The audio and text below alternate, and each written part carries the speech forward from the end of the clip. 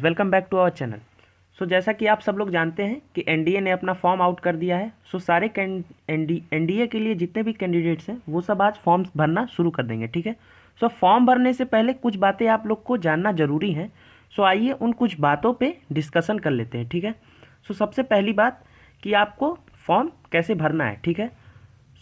आप सब को पता होगा कि यूपीएससी का क्या होता है, साइट होता है, तो आपको वहीं से फॉर्म भरना पड़ेगा। एनडीए यूपीएससी ही कंडक्ट कराता है। ठीक है। दूसरी बात, आपके पास एक आईडी प्रूफ होना चाहिए। आईडी प्रूफ जो गवर्नमेंट के थ्रू हो, या तो आपका आधार कार्ड होना चाहिए, एक वोटर आईडी कार्ड होना चाहिए, पैन कार्ड, कुछ भी लग सकता है। ठीक है। या तो आपके पास इन ये कुछ भी ना हो तो आपका स्कूल फ़ोटो जो आईडी है ना, स्कूल आईडी, वो भी लग सकता है। ठीक है। आप उससे भी फॉर्म भर सकते हैं। ठीक है। अब बात कर लेते हैं लास्ट डेट की। लास्ट डेट कब है? ये लास्ट डेट बहुत ज़रूरी होता है क्योंकि बहुत सारे कैंडिडेट्स ये सोचते हैं आज नहीं कल भरेंगे। गाइज, इसी में आपका टाइम भी चला जाएगा। 19 जनवरी तक ही लास्ट डेट है। इससे पहले ही आपको फॉर्म भरना है। ठीक है। आप इससे पहले कैसे भी कोशिश कीजिएगा, फॉर्म भर लीजिएगा। ठीक है।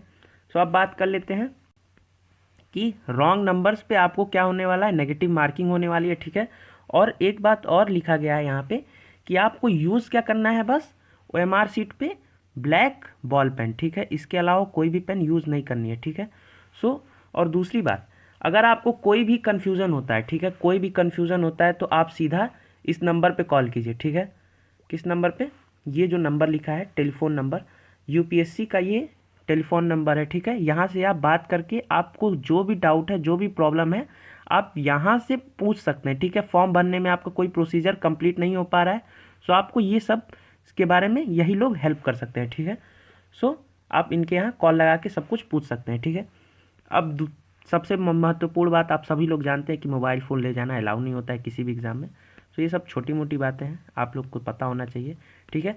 अब बात कर लेते हैं सबसे ज़रूरी, कितने पद हैं। ठीक है ना। तो आपको पता होना चाहिए नेवल एकेडमी में क्या है, 30 पद निकाला है एनडीए ने, और नेवल एकेडमी के लिए 30 पद है। ठीक है ना। और एनडीए के लिए जो है ना, एनडीए के लिए आपका 370 पद है। ठीक है। अब इस 370 में भी डिवाइड क्या है कि 208 जो है वो आर्मी पोस्ट के लिए। ठीक है। 42 किसके लिए है? नेवी के लिए। अब बाकी जो बचे 120, ये किसके लिए है आपको पता है? ये है पूरा एयरफोर्स। ठीक है। ये है एयरफोर्स। ठीक है। ये 400 जो है टोटल, ये ऐसे डिवाइडेड है। 400 में 370 जो थे आपके 370 बाकी, ये ऐसे डिवाइडेड है। ठीक है। आर्मी, एयरफोर्स और नेवी। ठीक है। अब आगे की बात कर लेते हैं। और आगे सबसे महत्वपूर्ण बात कि आप एलिजिबल क्यों कैसे हैं। ठीक है ना। कंडीशंस ऑफ एलिजिबिलिटी, तो कंडीशन क्या क्या होनी चाहिए? तो पहली बात, आप सिटीजन होने चाहिए इंडिया का, ये सबको पता है। अगर आप सिटीजन हैं तभी फॉर्म भर रहे हैं। ठीक है। अगर आप नेपाल के हैं तब भी आप फॉर्म भर सकते हैं। ठीक है। तो अब बात कर लेते हैं सबसे महत्वपूर्ण बात, आप अनमैरिड हो, ठीक है, तभी फॉर्म भर सकते हो, क्योंकि आर्मी वाले या एयरफोर्स कोई भी डिफेंस लेता नहीं है मैरिड को। ठीक है। और दूसरी, डेट ऑफ बर्थ देख लेते हैं। ठीक है। तो 2 जुलाई, याद रखिए 2 जुलाई 2002 ये है शुरुआती, और ये एंडिंग क्या है?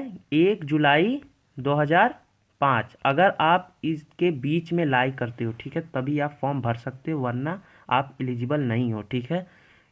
आप फिर से, मैं डेट एक बार फिर से बता देता हूँ, 2 जुलाई 2002 से लेके 1 जुलाई 2005 तक। ठीक है। अगर आप एलिजिबल हो, इन डेट्स के बीच में लाइक कर रहे हो, तो आप इस फॉर्म के लिए पूरी तरह एलिजिबल हो। ठीक है ना, एलिजिबल हो, बाकी नहीं हो। ठीक है। सो अब बात कर लेते हैं कि हाँ, एक और ज़रूरी बात कि अगर आप 12th अपियरिंग हो तभी आप फॉर्म भर सकते हो। ठीक है ना। अगर आप 12th अपियरिंग हो तभी आप फॉर्म भर सकते हो। 12th अपियरिंग का मतलब जिनका 2021 में अभी एग्ज़ाम होगा बोर्ड का, वही लोग फॉर्म भर सकते हैं। ठीक है। बाकी कोई भी फॉर्म, 11th का कोई भी कैंडिडेट फॉर्म नहीं भर सकता है। ठीक है। जो 11th में है और 12th में जाने वाला है, ये सब कैंडिडेट्स फॉर्म नहीं भर सकते हैं। ठीक है। ये कुछ महत्वपूर्ण बातें हैं।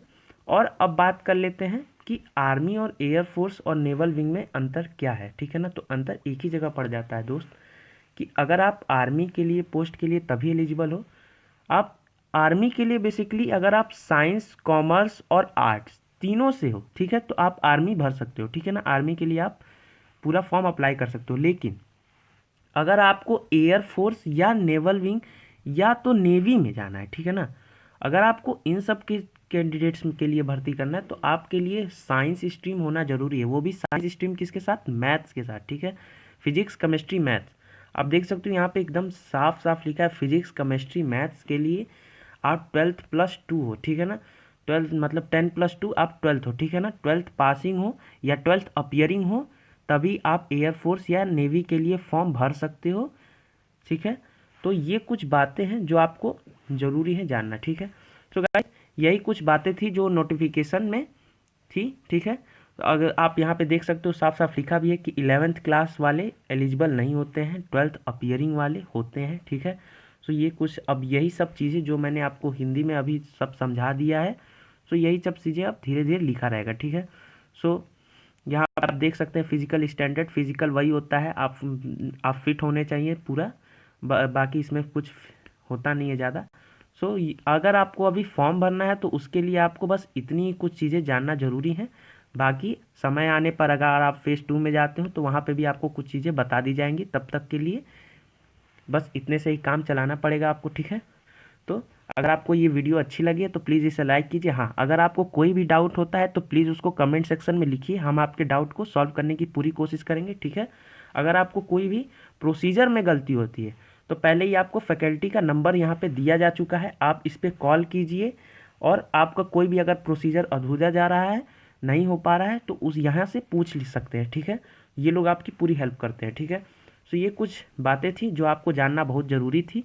सो गाइस अगर आपको ये वीडियो अच्छी लगी है तो इसे प्लीज़ लाइक कीजिए, शेयर कीजिए, और ज़्यादा से ज़्यादा लोग तक ये शेयर कीजिए जो जो एनडीए के लिए इस बार अप्लाई करने वाले हैं। तब तक के लिए जय हिंद।